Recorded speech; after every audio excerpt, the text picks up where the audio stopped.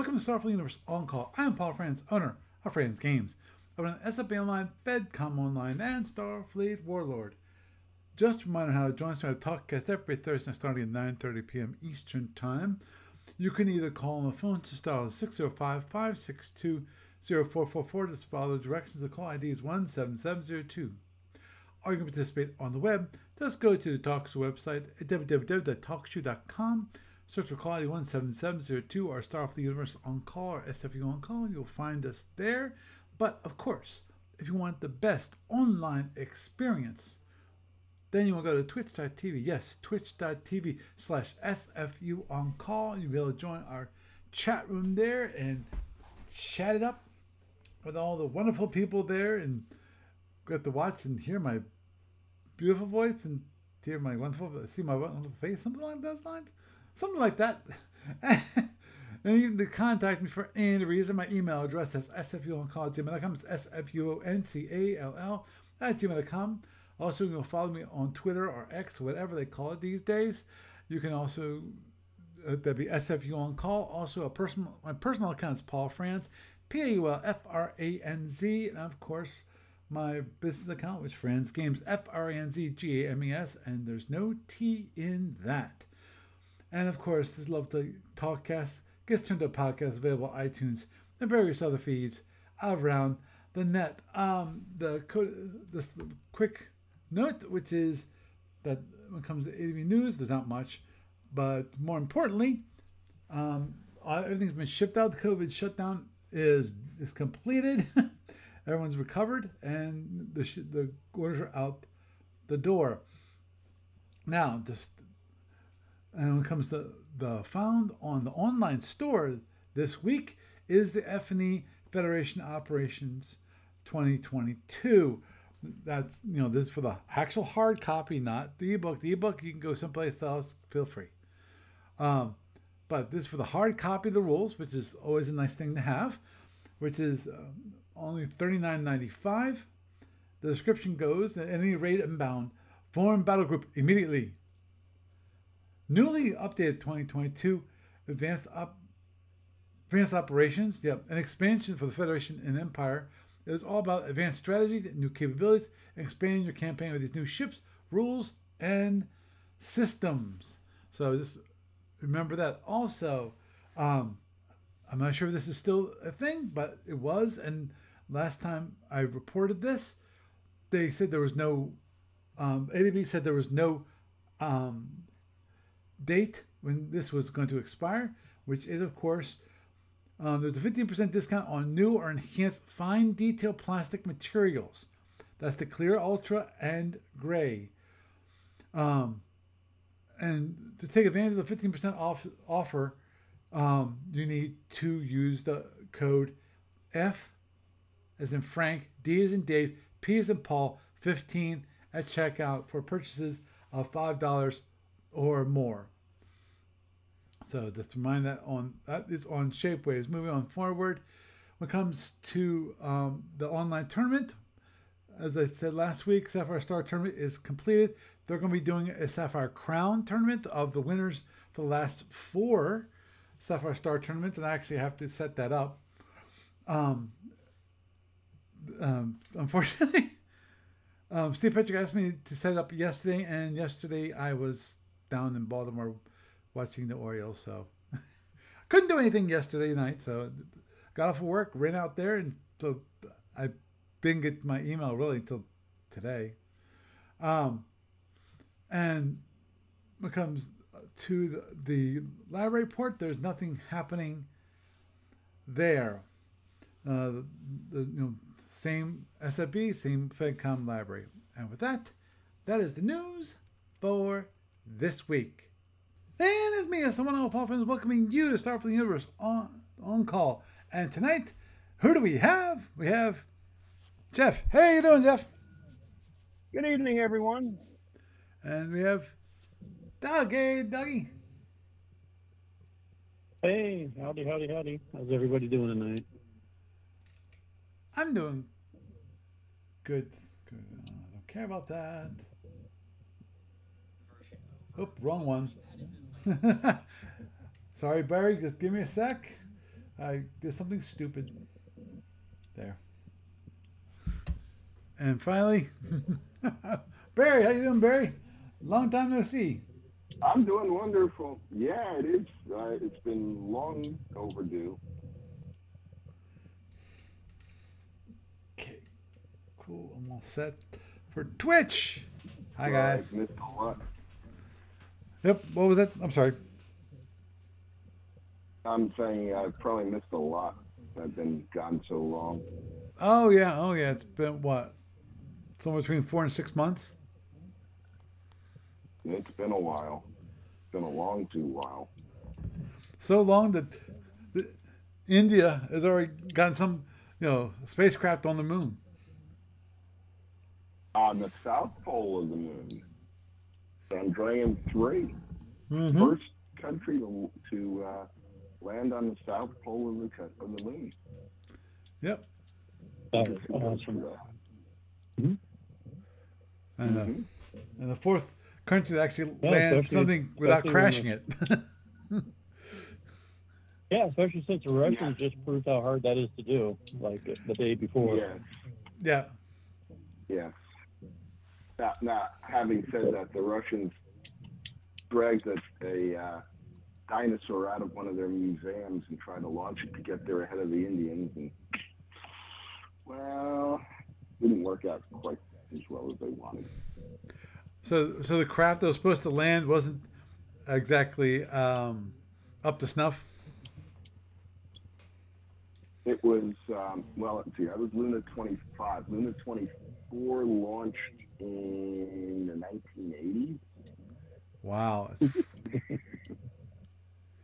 Yeah, and I think it was like they built 24, they built 25, never launched 25, and then India was going to send something, and it's like, oh crap, we can dig this one out, dust it off, and launch it, and they've been sitting for a while. There's a problem. You can't really get away with the Hail Mary play if you don't really, profess the other end of that equation. But that's basically what the Russians tend to do with their space program when it comes to things like this. We have anything in the wings we can throw? We do? Oh, good. Let's do it. What do you mean it failed? Someone on the BBS made the wisecrack that the parachute failed to deploy.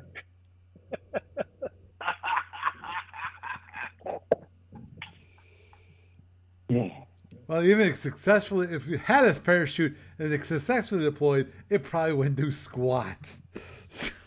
Well, considering how the moon has a very noted lack of an atmosphere. Exactly the point. Yeah.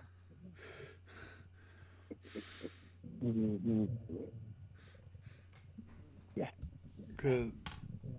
Lord knows what. That's a good one. The parachute failed to deploy. I'll have to remember that when it reposts. Yep. Good. Should be it. Looking for Booster 9 and Starship 25 to launch next month. Mm-hmm. I think they're calling for September 9th or something no earlier than September 9th. That will be an amazing sight. Yeah, that's in. It will happen. It's just. What's that? I was going to say, isn't that 2 weeks from now? Yeah, it's 2 weeks. Yeah. That is going to be the most. If it makes it to orbit, it will be the largest spacecraft to ever make it to orbit. Wow. By a lot. Mm-hmm. By a lot. I mean, I think it's about double a Saturn V, which is the current record holder. Mm. Yeah.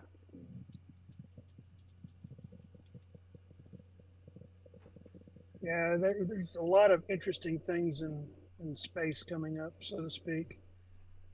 Doesn't As long as it doesn't come down in some cases. So there is something to that. But Yeah. it's not, not non-deliberately. Oh, as long as it Go up, comes down stay in a up. controlled fashion and a Come down. controlled location. Come down when you're supposed to. Yeah. And where it's supposed to. Oh yeah. oh, come on. Oh, it hit the planet, right? Come on. What more can you ask for at this point? Well, Well, the that's thing a hard is that when target. you're going to litho break, it generally is a good idea to have your accuracy in good order. Or hydro braking works too. Most of the world Hydro uses braking water. usually works a lot better, and you don't have to be quite so precise. Yeah. Mm.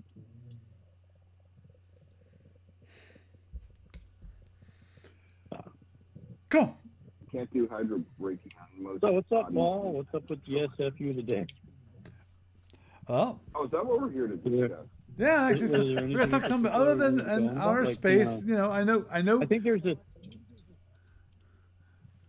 this tournament coming up I hear about. The gamers. Yeah. That's true. That's true. Here, if you want. Reiterate that And- for anybody that might be listening tonight. Yep, And what's your name again? Not Doug, Paul, and what was the other guy? Jeff. Jeff. Jeff the trucker. Are you going to be in that? Yep. Jeff, Jeff. the trucker. Are you going to be in that tournament? Nope. Sadly, no. I'm a little too far away geographically. Oh, that's He's more out west. Where are you located? At the moment, whereabouts I'm out west? I'm based out of Arkansas, but I've got a 2-week cycle. I spend one weekend at home and the next weekend in Portland and then back again. Right now, I'm just a little east of Cheyenne, Wyoming. Oh, okay. I'm about 10 miles away from Arkansas right now. Oh, what are you doing out that way? I'm The way you put that, on a it project. sounded like you weren't you weren't there all the time. Nope. No. My job is all travel. So I'm in a Ah. hotel. And I get these, and I live in Pennsylvania, not far from Harrisburg, which is where Doug lives, which is where the convention is. In fact, my car Right. is parked at Harrisburg Airport.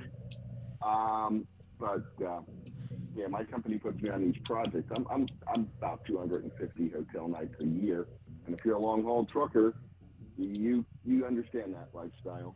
Yes, I understand the road warrior thing because I do it. I just Yeah, bring the motel with me. Except right. Yeah, but it's kind of hard to bring a motel with you when you're on a plane. This is true. So It does require a little more yeah. logistical perseverance. Yeah. So yeah, I do these projects, and right now the project is in Memphis, but my hotel. Oh, okay. But Memphis is, yeah. The project's in Memphis. My hotel's actually in Mississippi, but Arkansas is about 10 miles away from where I'm at. Oh yeah, I'm familiar with the area. Yeah. I'm actually in South Haven, Mississippi, as we speak. One of our customers is in South Haven, and they're, well, the less I say about them, the better. I don't want to endanger any business arrangements with my opinions of truthful. Never mind. Yeah, Jeff, you're just about to start digging yourself a hole. It's like, yeah. Yeah, someone please call Scotty and have him beam the shovel up. I don't need it at the moment. Yeah. Oh, True. Now, I had a couple ideas for topics for tonight. Now, obviously, these were more of interest to me than anybody else. Just because these are ideas that I'd like to implement, and one of them I think people will be more interested than the other, but also since last night I went to a nose game. I got back around a little bit half past midnight. Sorry, I went to bed around half past midnight. I got home around midnight.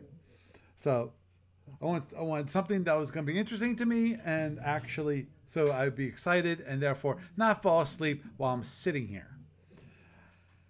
That's a good thing. That's a good thing. That's a good thing. Number one. So it's positive. Was that Barry? I said that's always a positive. Yeah. Oh, definitely always a positive. Okay. Not falling asleep. Yep. This was basically it's an online game. Now there's a couple possibilities in where to put it. From into possibly even all of them, which is like FedCom or SFB, or have a separate one, which is based off of the Sublight game rules, and I call it Hidey Hole. Okay. The idea being is basically that you have two. I say two boards. That makes it easier, because another way of thinking about it is two sides of one board. You know, and the reason why I was thinking about something for this for online was because I figured it's a heck of a lot more easy to implement when the computer is the moderator, i.e., that Sure. the idea of the game is that you have a couple. I call them hidey holes. Basically, they are portals between the two board game boards, and the idea is that you can pop out of one of those onto the other game board, where your opponent, in theory, would be. And obviously, it's you can play the game like you normally would, but you also can then dump in, run away from your opponent by going to the hiding hole and to go to the other board. Now I haven't thought about. What I'm thinking at the moment is that seeking weapons basically lose their tracking when you go between the two boards, because it no longer exists. This almost sounds like taking the idea of. It almost sounds like what you're doing is you're phasing between two maps in similar fashion to the way cloaking devices break lock-ons and sensor lock on the one map in Starfleet battles. Mm-hmm. Yeah, but in this case, the hexes are fixed. So now, the one thing that I'm also contemplating when it comes to this is, okay, obviously you can't see anything that's on the other board. Now, the only thing I thinking about is maybe have limited visibility for around the hidey hole, meaning that if you are like one hex away from the hidey hole, you can see within like one or two hexes, I think possibly two hexes, from the hidey hole.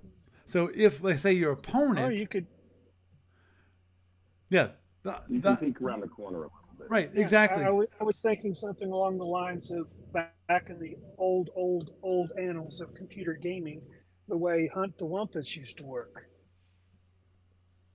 A ship is X number of hexes away. That game. Yes, I do. Explain, because I don't remember the game.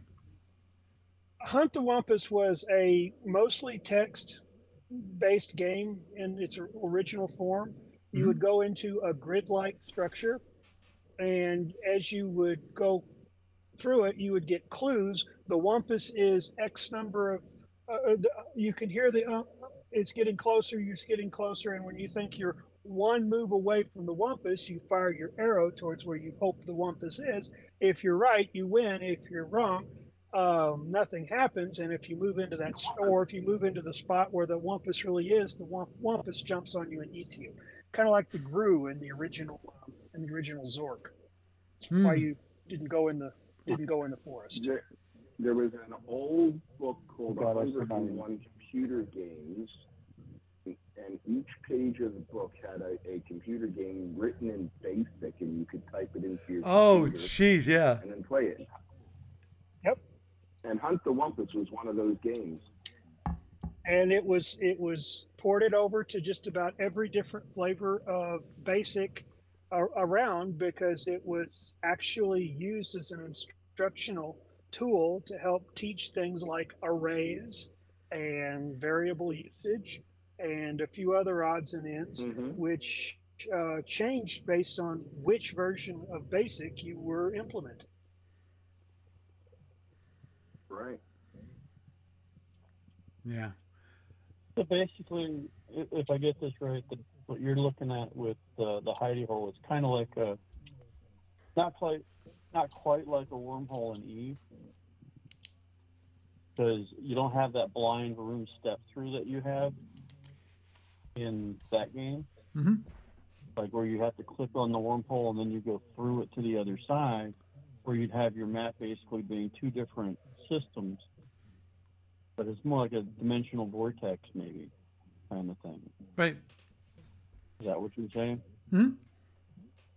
And I kind of like the idea of having it where you can like see around the hidey hole a little bit, because then you're not just stepping blind through it. Right. Necessarily. So basically, you're not gonna basically go through it. All of a sudden, you're one hex away from your opponent. You know. Surprise! Surprise!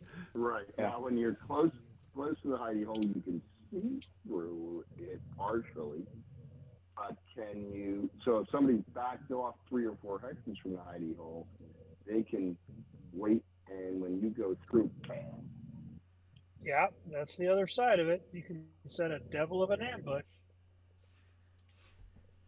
Yep. Yeah. And it's a guessing game, because the question is also, since there's going to be at the very least 2 holes, which one do you go after? Which one do you go through? And which one, if you're waiting in ambush, which one do you wait upon? Yeah, it becomes a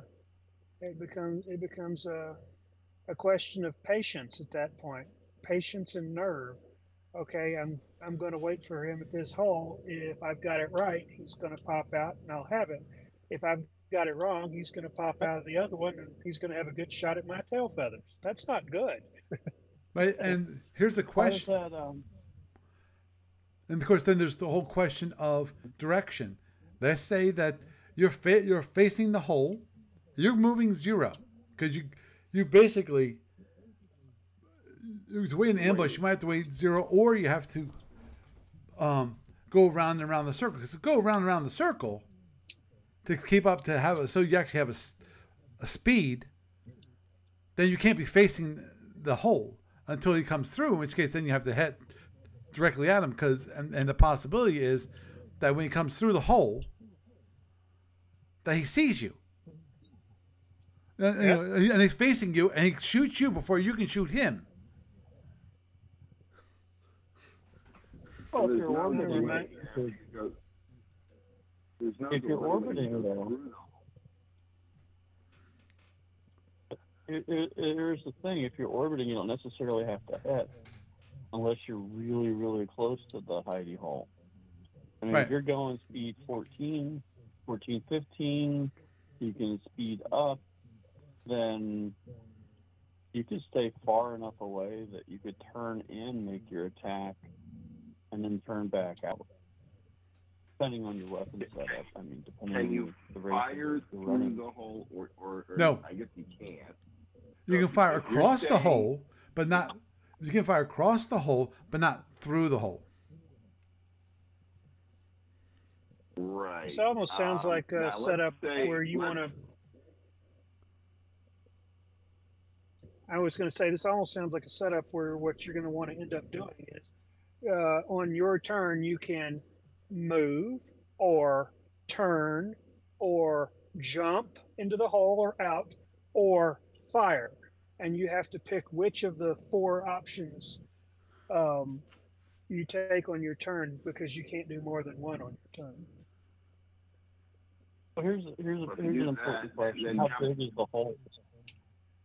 But how big is the hole? How big is the hole? 1 hex. Yeah, is the hole like 1 hex?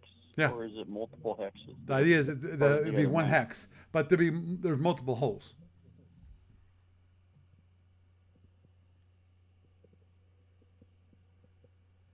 So basically, it's 2 maps with a number of junctions between them.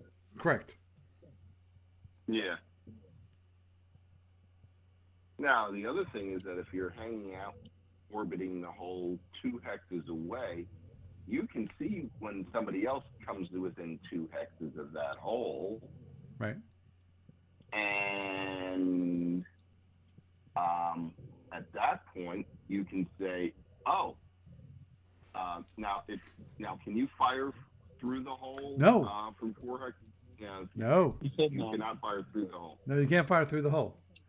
So, right. So, let's say you're orbiting at range 2 from the hole, and he gets into range 2. And you can say, "Oh my God, the angle is really bad. Do I have time to turn in and head straight towards him, or maybe turn around and run away?" Or you Well, might definitely be you able could to turn. find You definitely could turn and run away. I think that at range 2 you could do that. Turn in. The other tactic is that you could turn into the hole, and if you're going faster than him, if he jumps through the hole, you can jump through the hole the same impulse. You swap sides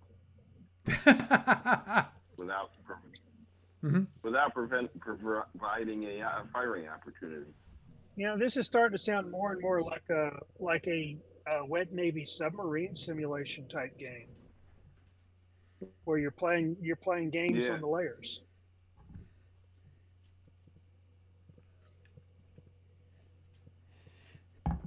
So were you looking at doing this on the client, or were you looking at doing this as a double blind? Well, because this could be an interesting double blind thing at like a convention. Oh yeah, you could. But you have to have a referee. Right. That's why I was saying that I was planning on doing it online, because it's in theory you could do it with a double blind, as long as you have a moderator, which obviously that'd be quite cool. The computer makes the best moderator of all. Right. Exactly. That's why I was thinking online is probably it would be the best experience, because then 2 players can play without a moderator. It's like playing by email. The problem is when you play by email, which people rarely do these days, you need a moderator to play. I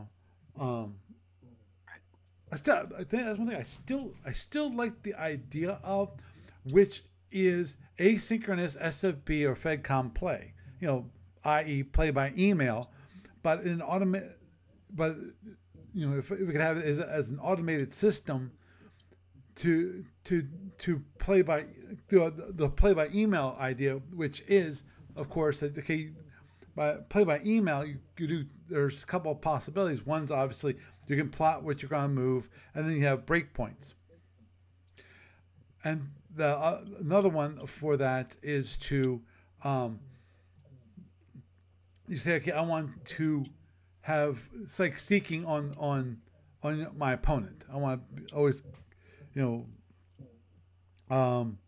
aiming for the front shield or the rear shield, that kind of thing, and obviously conditional movement and conditional orders, which is again the easy part is in my mind would be implementing the engine. The problem is defining the engine, defining the interface for people to actually to define their orders and things like that, which would be, I think, in my mind, a little more difficult when it comes to that.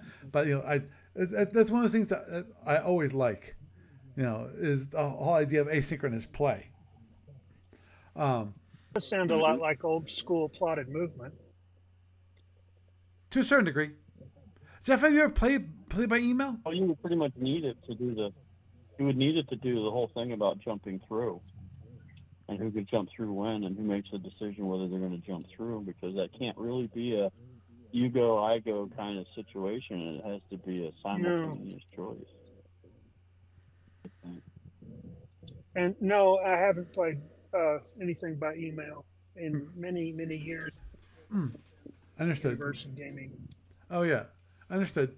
That that when it comes to online, playing SFB online, that was the original way you did it. That was the way you originally played SFB originally, altogether, hard stop. Plotted movement used to be the only way to play the game. Yeah. Oh yeah. Plotted, yes. Oh, I remember that. That was what I learned on was plotted movement way back in the day. Same here. And in some ways, that was kind of nicer than free movement. Oh yeah, and I again, I've mentioned multiple times, which is I love the idea of plotted, at least partially plotted movement. Not plotting the movement for the whole freaking turn, but plotted movement for like 8 impulses, where there. Yeah. Because if you read the rules. Originally, the reason why you would do plotted movement and then you had the possibilities of like announcing a head. A head was supposed to be an emergency maneuver, a quick, you prepare for it. Okay, prepare for a quick move, and when it's like fire, when the captain announces, boom, you did it.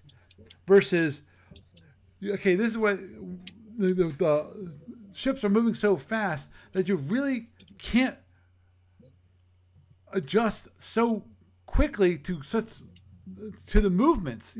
There's that lag that actually occurs when it comes to moving the ship, navigating the ship to where you want it to go, and then also you have the other ship coming from the opposite direction.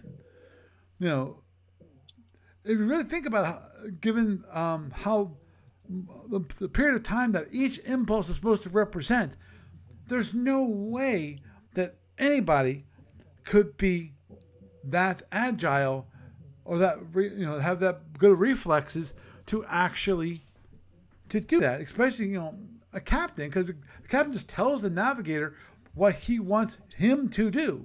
That's the whole idea of plotted movement, is that you're telling the navigator, this is what I want you to do. Actually, I think the pilot more than navigator. Usually, navigator is for between stars. But yeah, I understand that. And if in reality, if you were going to set up a ship that was that maneuverable, you'd probably want to have the captain with the joystick controlling the ship directly and not having to give verbal commands. Verbal commands to a pilot only works if the ship has a turn time of say 2 to 3 minutes for a 360-degree turn. If you can turn the ship in 2 to 3 seconds, then that delay loop becomes untenable, because somebody with a joystick, if the captain has a joystick and he can control it directly, he can outmaneuver anybody who's going through a helmsman, having to give commands. Right. Oh, understood. But at the same time, it really just comes down to a playability issue, though. I agree that. Well, the problem is that unplotted movement, free movement. When they introduced that, people went, "Oh wow, great! I can do, I can decide this every single time. I don't have to do all this thinking beforehand, and that's what people preferred, and that's why that became the normal way of doing things, Right. Well, there was remember the old Space Gamer cartoon that basically called Starfleet Battles Stopwatch Battles, because each turn was supposed to be like a second or something like that. Right, exactly. That's the idea. Yeah. Right, because again, that's what each impulse is supposed to represent. And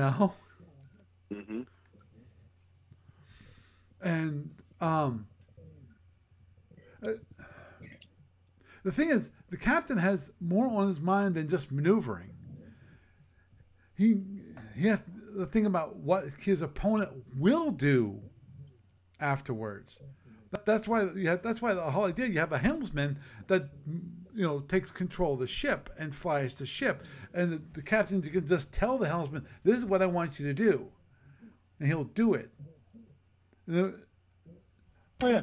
Well, here's the thing about that, and it's kind of a pet peeve of mine, you might say, because it's something I'm struggling with a little bit in design of the one thing I told you I'm working on before, and it comes down to abstraction versus every little itty bitty bit. Mm-hmm. It's like the engineer versus the the play.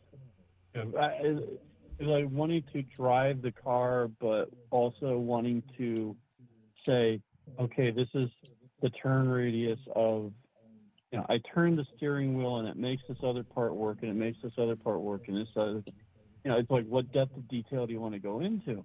And it's like the free movement play lets you, when you're playing the Starfleet Battles game, it makes it more like, say, you're in an episode of this original series, and, where you're watching them do their fight, and, if you think about that classic episode about the Fed versus the ROM the first time around, you get that kind of feel out of it. But if you go to the pure, every one of these is 1 second, and you get like one action turn kind of thing with the plotted movement thing going, then not so much.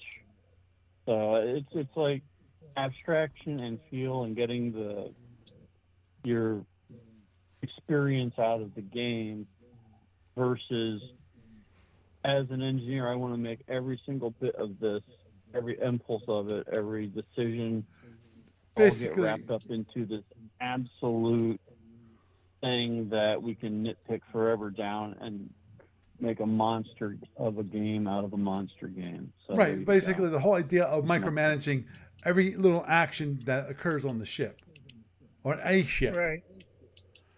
Because of, that becomes one of those issues, especially with a strategic play. When you have multiple units and or units in whatever form, whether that represents a ship or represents a person, when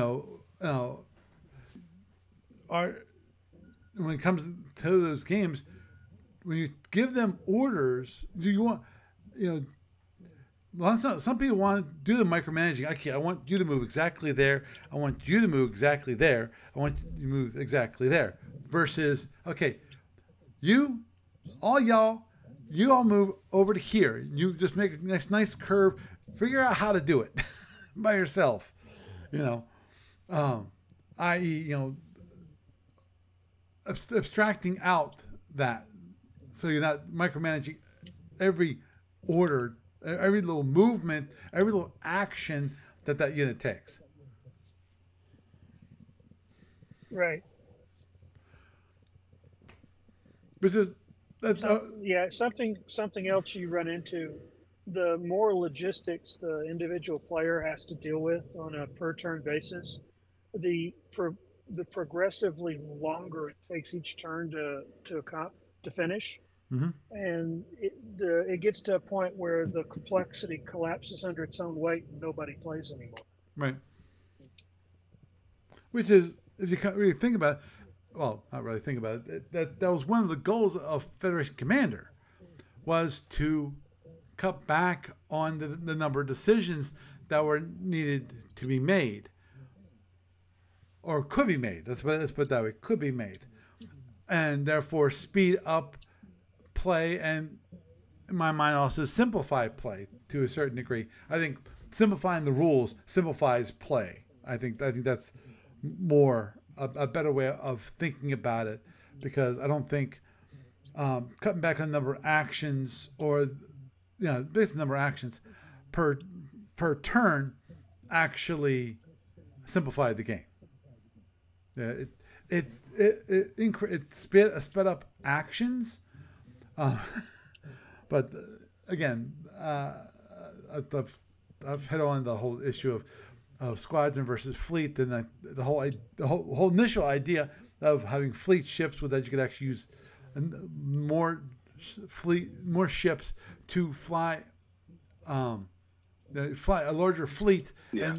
and be able to speed up the play for that scenario. When the big issue there, of course, was that it decreased not just the defense but also the offense, and therefore all you did was shrink the ship. You kept the speed the same because of it took relatively the same number of ships. You want to speed up play, keep the same number of weapons and decrease the number of defense. You'll speed up play real quick. Ships will die a heck of a lot faster. Hey guys, I need to call it a night because I have like an early morning wake up. Okay. Well, Barry, it was nice to have you around for a change. Bye. Okay, bye. Yeah, see you, gamers. Have a good one. Oh.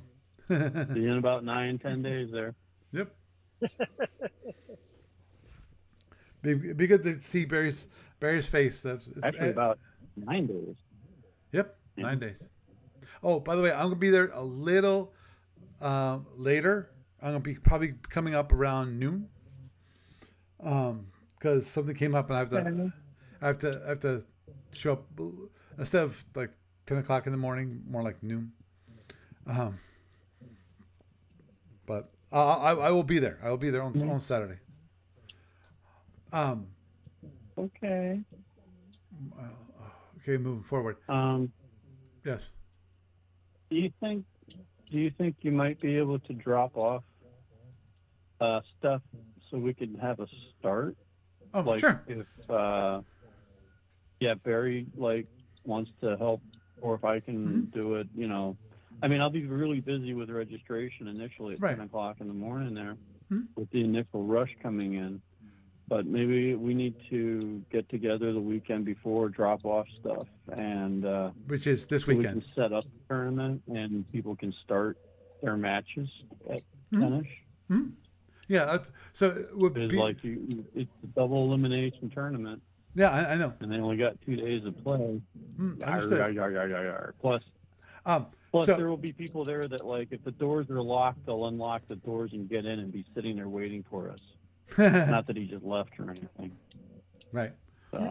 So would be if I stop by on Sunday, would that be fine? Sure.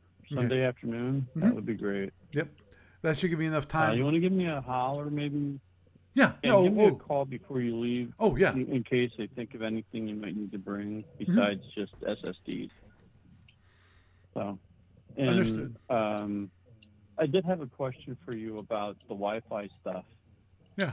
Because they have an open Wi-Fi at the facility. Right. I was just wondering if maybe you had a spare old router sitting around that we might be able to use. We'll talk about that later. Sure.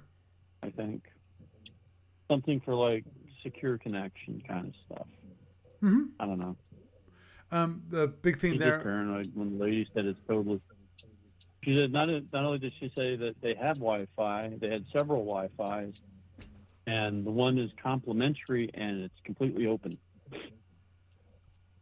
As in, there's no password needed. Oh, that's not overall a good thing. Just for security's sake, it's not. I told her the Russians probably thanked her for it. Oh yeah. But yeah, that's just facility. Yeah, we would have to. To do that, there's only 2 ways of doing that.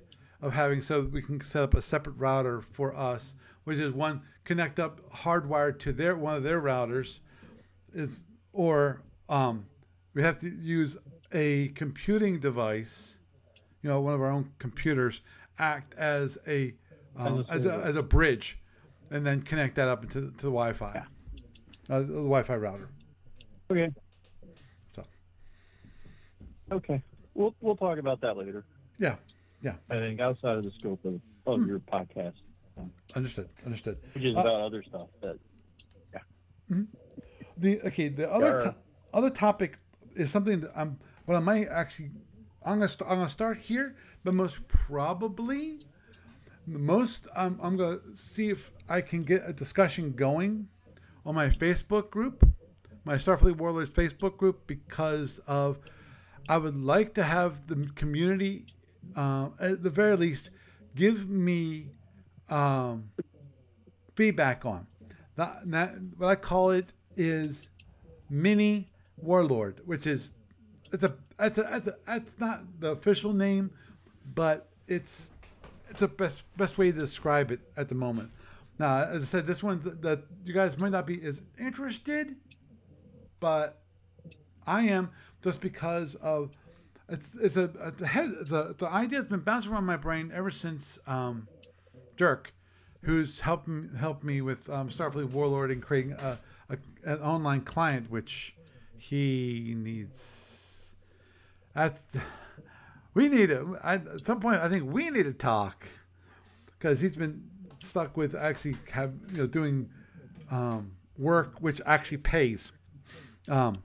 And finding interns is that he can pay nothing to.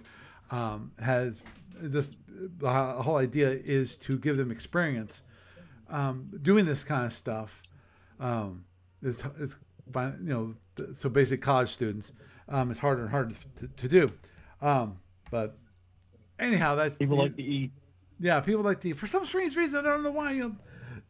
Why do you need food? That's kind of It is Well, what it does keep me in business. It does keep me in employment. Yeah, it definitely keeps you alive. Little things like this, I don't know why. Why you need food to live? I don't know. It's one of those, you can't just live off of universe juice. Well, theoretically, no. I'm not sure you know where. I've talked to my bank. Exposure is very hard to use in order to pay your mortgage. So there's that too. That's true. It's nice to actually have a place you can actually live. That brings up a real quick thing I'll mention real fast as a side note, which is I don't know what it is. I think it's just the housing market is just nuts, because the costs are so high these days. And of course now the mortgages are so high these days. It's like 7% for a mortgage instead of. Oh, do you want me to tell you about that? Oh my God. You're right up my alley on this one. You want to know why it's so insane right now? This is a culmination of generations of greed. And I'll tell you this because I've worked in that industry before, and you're quite aware of it. I mean, you personally from right. our talking about my. Oh yeah. And basically, what you have in the real estate market is you've got decades of one lie on top of another, and the biggest lie in it is that the value of your property will always increase, and that's only true because relative to inflation. The other thing is, which means people always want more when they sell it. The other thing is you have the taxes on it when you sell, and then on top of the taxes you have all your closing costs, which is essentially another form of tax on it. And part of your closing cost is either some lawyer's fees or your real estate broker fees, or both, which is like an additional tax on it. So the inflation factor on selling and reselling real property is worse than normal inflation. And this has been going on for literally generations. And you're seeing the culmination of it, that you have these periodic bubbles that burst and the prices go down and they stabilize and then they go back up again. Right. Well, the other thing that really is killing it is not just the gentrification of people fleeing the cities during the COVID scandemic, but which artificially drove up a lot of prices. Like in the area where I live, we've seen prices nearly double, and it's just fucking ridiculous. Oh, I'm sorry, it's just totally ridiculous. Yeah, thank you. How much that is. But the other thing that's killing it is a greed of flippers.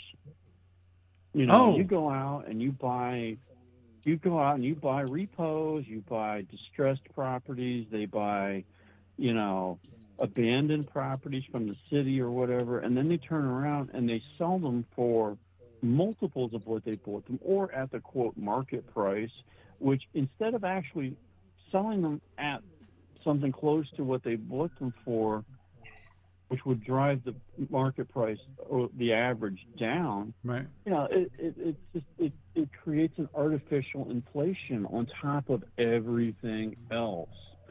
And it's like this market has been overdue for a crash for a very long time. Well, and I think it's just been kind of artificially fluffed up at the moment. To a certain degree. I agree there, especially because of with COVID, things just went nuts during the pandemic, where currently my house is worth twice than what I bought it at, which was only 4 years ago, which is totally nuts. It's not supposed to go. Just remember, something's only worth something if somebody's willing to pay you for it. Oh, agreed. And of course the whole issue is that if I sell it, then I have to buy another house at a higher cost. It's like, why would I ever do that? But that wasn't the point I was going to make, which was I was going to mention real quick that normally houses around my house, they go like that. These days I've got these two houses which have been on the month for over a month. There's one actually it's been over 2 months on the market and no one's bought it yet, which is in my mind shocking. Actually, a house 2 hours down the road, they put theirs up and within 3 weeks gone. Now I'm willing to bet you they weren't asking basically the what's considered market price, at this moment in time. That's the only reason they were able to buy it sell it so quickly. So, well, you never know. The issue with selling houses is basically this: there's different seasons to it. Like a lot of people will look to move in a specific time frame when they have kids that they're putting into school districts. Mm-hmm. And that is probably the number one driving factor on when people are buying houses. Oh yeah. The other is need, and you don't necessarily like. There was a point in that whole pandemic era where house goes on the market, boom, it's sold 3 days later. Where they get the instant sale, and that becomes the new norm for a while.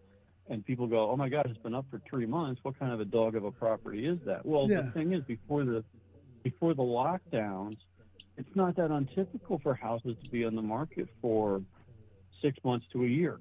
Well, Doug, it's not exactly the fastest selling market. Doug, that's your area. Living at part of that. Realize the last house, my previous house sold in 2 weeks, 4 years ago. Yeah, and you were in a great neighborhood. Yeah, exactly. That people want to move into. Exactly, which was and in a great neighborhood where I live, shit will sell like that in like 5 minutes. Mm-hmm. But the average overall everywhere else, it's not always that fast. It's not always a high turnover market. Oh, understood. So, Yeah, the whole real estate market is really upended with COVID and all that kind of thing. It's really an oddball kind of thing because it's a limited number of things that are changing hands. It's not like a commodities market, so to speak. Where you have something always coming in and going out.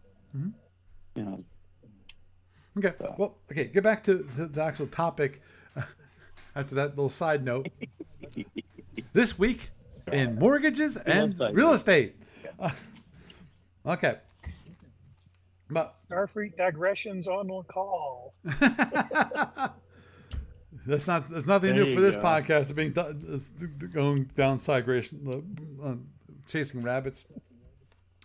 Okay, back You to. asked the question, you got an answer. I know. I probably should never brought it up. Because I could. got my blood pressure. It could. Oh yeah, it could be this week in Doug's more housing life. Because damn. Get back to it, which is the whole idea of a mini Star Warlord. Because currently, if you looked at Starfleet Warlord and looked at the rules, it's a very nice system. It's all it's been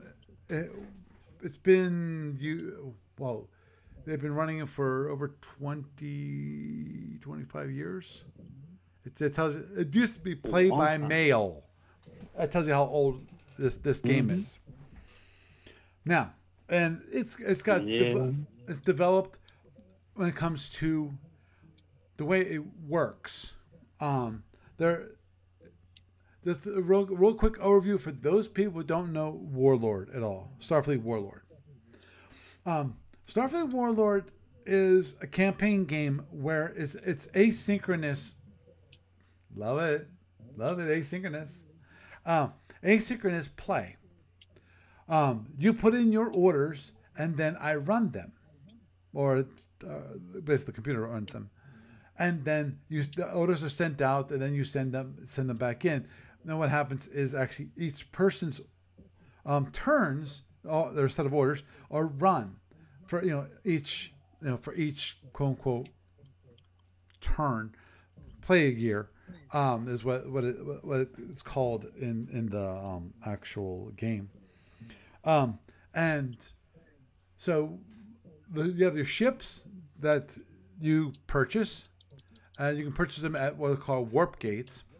So the idea being is that either you purchase them in your home office, which is in your home sector, which is a 16 by 16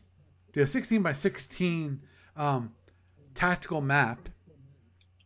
Well, it's more a strategic map. Yeah, it's a strategic map. And you have a possibility of up to a 10 by 10 grid of these sectors.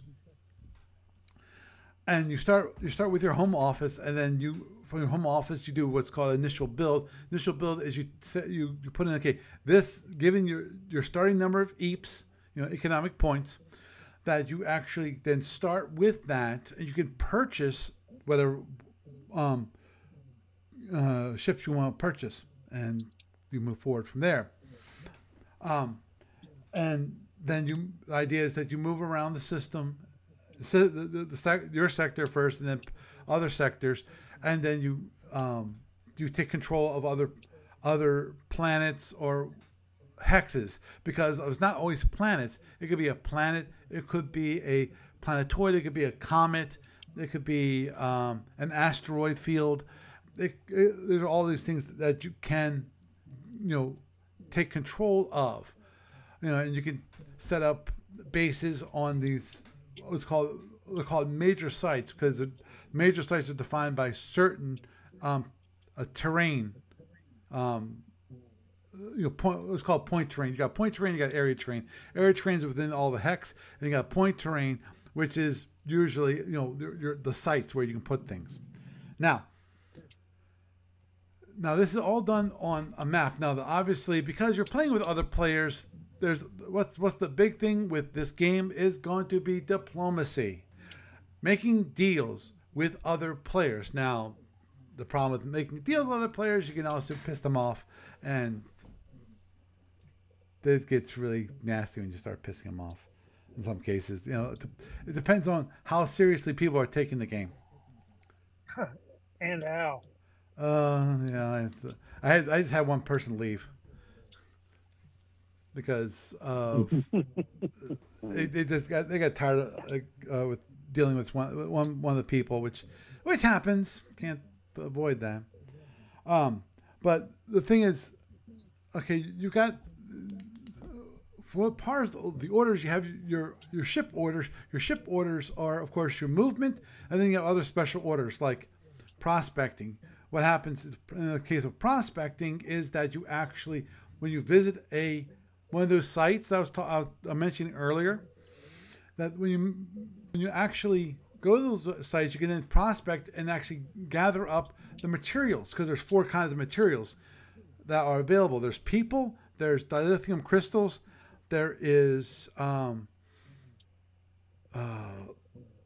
ore, like iron ore, that kind of thing. Ore, and there's one other one I can't remember off the top of my head. That's really awful. But there are 4 different kinds of resources that each of these have, and what will happen is that if some of these actually produce those ores and so forth, and then you can gather them up at a later point in time. And if you own, and in certain cases, if they actually produce it, when you own it, then each turn you get that number of people, or that number of the lithium, or that number of ore, or the other one, which I forget what it is. And I'm sure people who are playing Starfleet Warlord are screaming at me, though I'm not sure anyone who plays Starfleet Warlord actually listens to this podcast, to be honest. But anyway, and then you can, one of the orders you can do is you can scan the territory for that. You can scan for terrain for that sector from a ship. You can scan for sites. You can do this number of scans from your ship if your ship's a scout. Now, and then there's also different orders, which are called extra orders or starbase orders. Starbase orders are you use for like doing scans and things like that, and extra orders are things like purchasing a ship, fortifying a site. Because to build up a base, you fortify a site, and when you get to a certain level, it actually puts a base there. So that's relatively simplified in that case. Now, and that's not it. There's other orders that you can also, extra orders that you can have. The whole idea of mini Warlord is this: take most of those orders and throw them out the window, and make it into a simplified version of Warlord, so that one, I can rewrite it from scratch. Number one, because currently the engine is completely written in Clipper. Clipper, for any of you who have ever done D-base programming back in the day, and when I say back in the day, I mean back in the day, as in around 30 years ago. Oh my Lord, Clipper! I haven't heard that in forever. Yeah, that's what this was written in. And the one thing that always drives me crazy with Clipper is one thing, because I'm a trained computer programmer. They did something in D-base, or in Clipper, which is the offshoot of D-base, that drives me crazy to no end to this day. And that is, they have variables within the context of the language. Now, if you have a file open and selected, and that's the file you're going against, if the variable doesn't match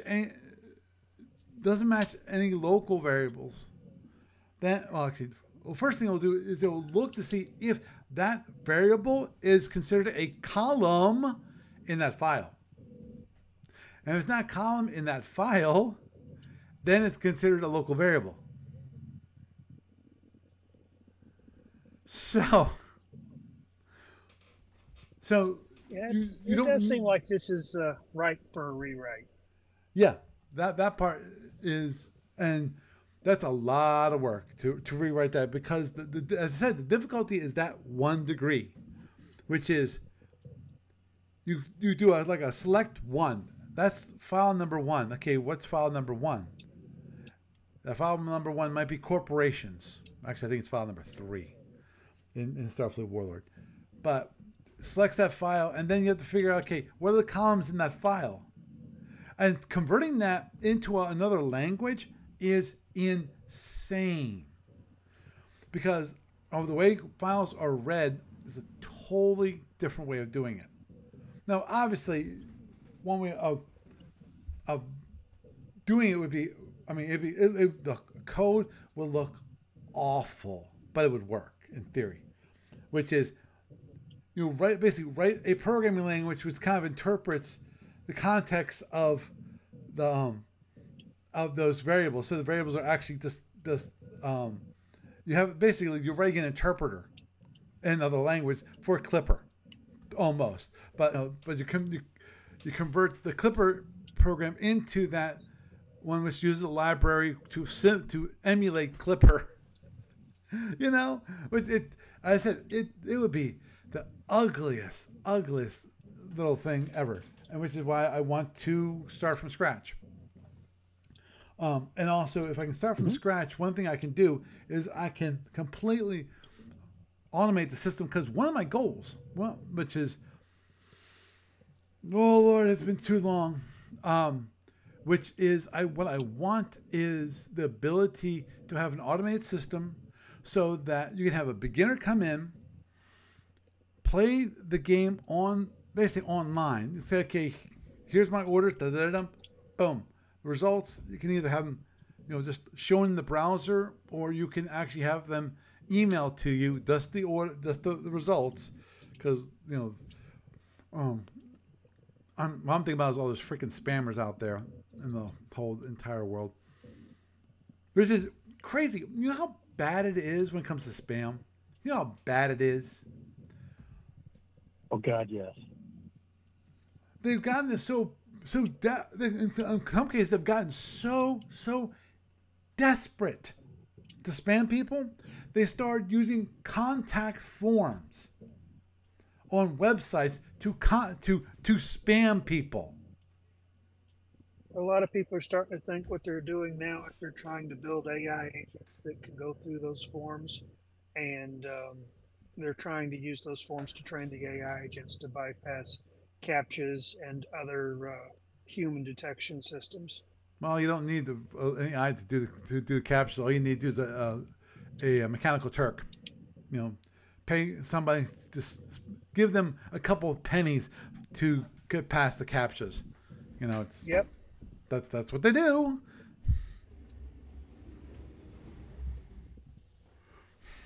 So this is why we can't have nice things. Anything people do, somebody will be a jerk about it. Oh yeah, agreed. Which is that's the fine part.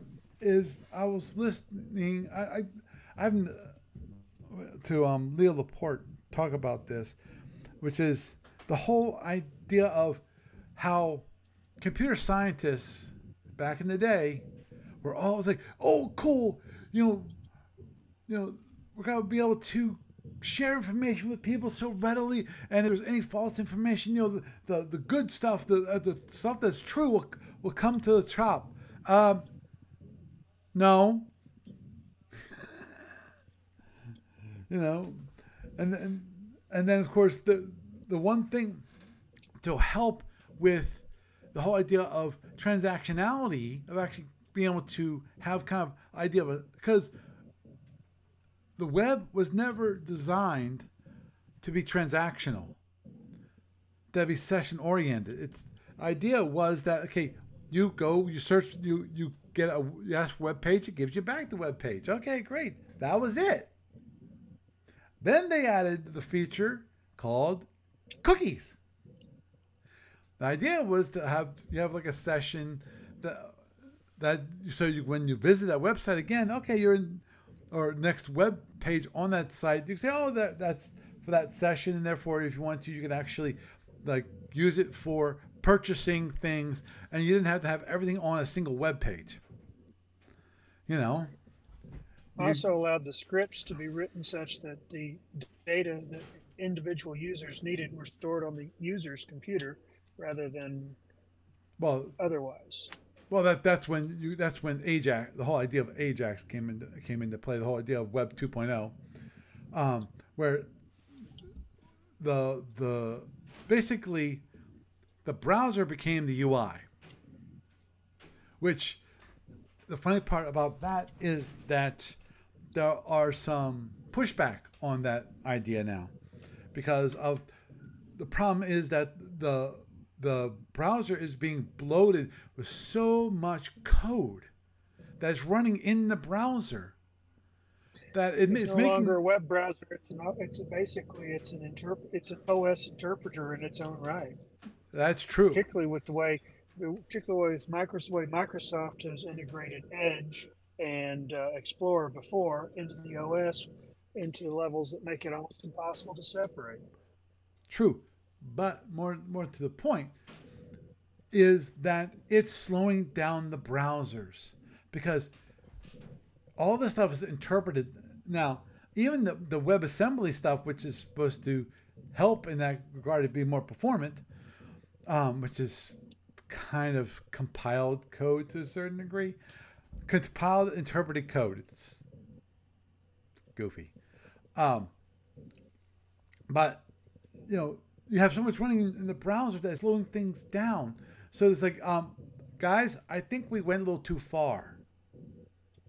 And especially the whole idea of some of these JavaScript frameworks, the whole idea of them is to help speed up development. The problem with that is now all of a sudden they become so freaking bloated because these frameworks have gotten so large that to make a very small application in the browser takes up so much space, and you have to download so much from the website that it's insane. Something that should only take maybe 2K, 5K maybe, is multi-megabytes of data to download to have it so it runs in the browser, which is freaking insane. Not to mention the way everybody likes to ask for more data than they really need for purposes over and above what they actually say that it's for. Yep. Oh yeah. Which was, who was it? I forgot. There was one state had a website. Basically, it was, if you looked at the data that was in the HTML, you're showing a lot of PII, like Social Security numbers. Even though it was quote unquote hidden, you couldn't see it displayed. But if you actually looked at the downloaded HTML, it had that PII actually in the web page. It was generated in the web page itself. Yay! Yeah. Okay. Well, it's getting a little late, and Lord knows that we got chasing a couple of rabbits, which really sucked into the time. That's half the fun some nights. Yeah, true. And Doug actually survived the whole podcast and then didn't get dropped from the phone call. And of course, it's the one times I remember. Achievement unlocked. Nah. Still here. Yeah. Doug, you still here? Okay. Well, with that. Still here. Yep. Jeff, it's always been a pleasure. Good evening. You have a good night. Good night. Doug, always a pleasure. I will definitely stop by this weekend to drop off the stuff so that you can have it for Saturday morning. Okay? Yeah. Okay, you have a good night. Thank you. Okay, bye. All right, have a good one. So, talk about the hidey hole game, which I think would be really cool. I have to see what I'd have to do to the client to implement the hidey hole game, because I think that'd be really neat. Obviously, it's something that could be done with two boards and a moderator. Relatively simple. As I said, the rules are relatively simple. You can't fire through the hole. You can fire across the hole if you're on both the same map, and if someone's on your side and then goes through the hole, and you have a seeking weapon, the seeking weapons lost tracking, and boom. So obviously that's one of those things that you need to, if you're gonna fire a seeking weapon, that could be only basically to chase the guy to the other side of the map. So you don't want to do it too much. You know, you're gonna use the hidey holes as your ultimate wild weasel. You know, so in my mind that means you wouldn't want to use plasma unless you want to use bolting in some cases. And of course, then there's the mini Warlord, which I think I'll bring up on the Starfleet Warlord group. I think that is a great idea, and the reason why I want to bring that up with the group is because I want to ask them, okay, what is the minimum? I mean, let's pull this back to let's simplify this game. I know you guys enjoy all the wonderful orders, all the wonderful things you can do in the game and so forth. Let's pull it back a bit, shall we? And see if we can come up with a smaller version of the game that I can basically rewrite from scratch to a certain degree. There are certain things I still need to look into because of obviously if you ever play Starfleet Warlord, one of the wonderful things about it are the responses, the text. You know, it will say crazy things like, "Oh, the monsters found you this month, or not this turn, but or you ran into this large fleet and you ran like hell." Really quippy stuff, which is great. Definitely helps in the case of storytelling, which is it's part of the gaming experience is the story that is being told, the narrative of that game, of that game that you're playing. Obviously, I would love to have someone to write up a story about their, putting themselves in narrative as, okay, the great admiral or leader of this corporation, because that's what they're called. And this is what I told him to do this, and Captain so-and-so, he completely failed and got blown out of the water, or whatever. The stories that you can roll in, which would be cool. Obviously, that reminds me of something that'd be actually kind of cool, which is they currently, part of it is the actual legendary officers. That'd be something neat to add to Warlord, which is the ability to actually name the officers. So that when you transfer them, you're transferring Officer Heckman or whatever from this ship to this ship. So personalize things a little better, because that's one of those things that's usually good for narratives and better experience. At least that's what I've been told when I've been listening to 3 Moves Ahead. So anyway, with that, I am Paul Franz, and I bid you a good night.